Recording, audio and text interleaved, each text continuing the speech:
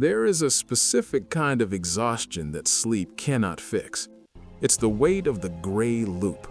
You wake up in a room you can barely afford, drink coffee you bought on credit, and spend 10 hours of your day doing work that doesn't matter, just so you can earn the right to do it all again tomorrow. Your life has become a subscription service that you can't cancel because the penalty for leaving is starvation. When you were younger, you thought money was a tool for adventure. Now, you realize it's a leash. Every dream you ever had has been slowly traded in for the safety of a paycheck that only covers the basics. You aren't building a career, you are maintaining a life support system. The bank account isn't just a number, it's the master of your mood, the architect of your stress, and the boundary of your freedom. The most terrifying part of the financial trap isn't the lack of things, it's the erosion of your identity. When every waking moment is consumed by the math of survival, rent, taxes, debt, food, there is no room left for you. The artist, the thinker, the rebel, they all slowly suffocate under the pile of unpaid bills. You begin to look at your hands and see not a creator, but a tool that is being worn down by a world that values the output more than the person. You are stuck in a loop where you are working to exist and existing only to work, and the silence of the night is the only place where you can still remember the person you were before the numbers took over. The financial trap isn't just a number on a screen, it's a psychological prison built out of shame. In our culture, wealth is equated with worth. If you are struggling at 35, the world tells you it's a character flaw.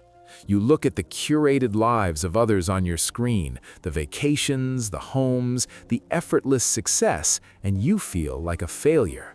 You start to hide your reality. You stop going out because you can't afford the bill, and you stop talking about your life because you don't want to answer the question, "So, how is work going?" This shame is a paralyzing force. It makes you smaller. You feel like a fraud in the world of adults because you don't have the surplus that everyone else seems to have.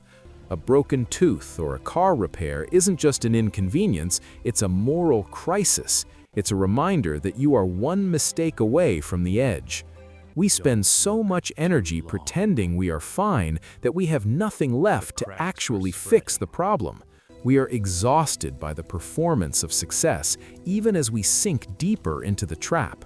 But here is the truth. Your inability to thrive in a system designed to exploit you is not a personal failure. It is the intended result. The shame you feel is a tool used to keep you quiet and compliant. When you are ashamed of your struggle, you don't look for the exits, you just look for a place to hide. We have to stop apologizing for our survival. We have to realize that having enough is a victory in a world that is always demanding more. There is a cruel irony in the financial trap. Being poor is incredibly expensive. When you don't have a surplus, you pay the poverty tax every single day. You buy the cheap shoes that fall apart in 3 months because you can't afford the ones that last 3 years. You pay the late fees on bills because you had to prioritize food. You ignore the minor health issue today because you can't afford the doctor, only to pay 10 times more for the emergency surgery tomorrow. This constant state of firefighting does something to your brain. It's called scarcity mindset. When you are constantly worrying about the next 24 hours, your prefrontal cortex, the part of the brain that handles long-term planning, literally starts to shut down. You aren't bad with money. You are operating with a brain that is being starved of the luxury of foresight. You can't think about a 5-year plan when you are terrified of the next 5 minutes. This is how the trap stays locked. The system keeps you so busy surviving the present that you never have the mental energy to escape into the future. It's a state of high alert that burns out your nervous system, leaving you too exhausted to look for a better path. You aren't lazy and you aren't short-sighted. You are just fighting a war that is designed to drain your resources until you have nothing left to fight with. The ultimate goal of the financial trap is to make you believe that your life is only worth the numbers on your bank statement. But here is the secret. Your human dignity is not a commodity. It cannot be bought, sold, or appraised by a bank. You have a value that exists entirely outside of the system. Your ability to love, your capacity for thought, your sense of humor, and your resilience, these things have no price tag, and they are yours alone. We have to learn to decouple our self-worth from our income.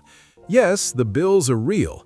Yes, the struggle is exhausting, but you are not a failed product just because you are in a difficult season. You are a person navigating a broken system, and surviving that system with your soul intact is a victory in itself. Don't let the numbers tell you who you are. The exit from the trap doesn't always start with more money. It starts with a refusal to be defined by the lack of it. When you stop apologizing for your existence and start valuing the parts of yourself that money can't touch, you begin to break the psychological power of the trap. You are more than your debt. You are more than your paycheck. You are a human being, and that is more than enough. Thank you for watching Pancakes and Paradoxes. Until next time, look up.